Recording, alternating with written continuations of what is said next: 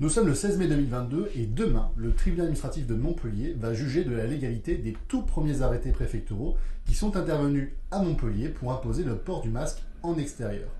Alors vous apprécierez bien entendu la rapidité de la justice qui aura mis donc quasiment 1 an et demi, voire presque 2 ans pour pouvoir se prononcer sur ces arrêtés.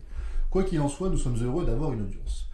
Quel est l'intérêt donc d'obtenir l'annulation de ces arrêtés préfectoraux qui sont intervenus entre août et septembre 2020 ? L'intérêt est double. Le premier, obtenir l'annulation, c'est-à-dire la disparition de tous les effets passés de ces arrêtés. En effet, un certain nombre de personnes ont pris des contraventions en application de ces arrêtés. Si nous faisons tomber l'arrêté préfectoral, eh bien nous faisons tomber de manière indirecte également les contraventions.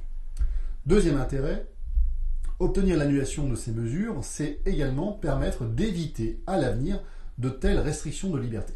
En effet, il est tout à fait possible, encore aujourd'hui, pour les préfets d'instaurer le port du masque en extérieur, et comme vous le savez, ou en tout cas vous allez le découvrir, il est fort probable que ce type de mesures revienne à l'automne prochain. Et en fait, c'est tout ça le problème.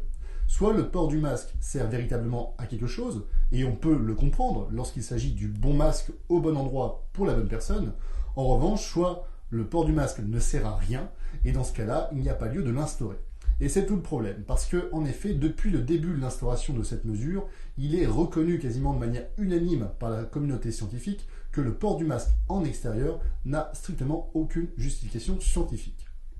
Quoi qu'il en soit, il s'agit donc d'une mesure politique, et c'est tout le problème. Lorsque la politique entre dans le prétoire, la justice en sort. Réponse dans 2 semaines.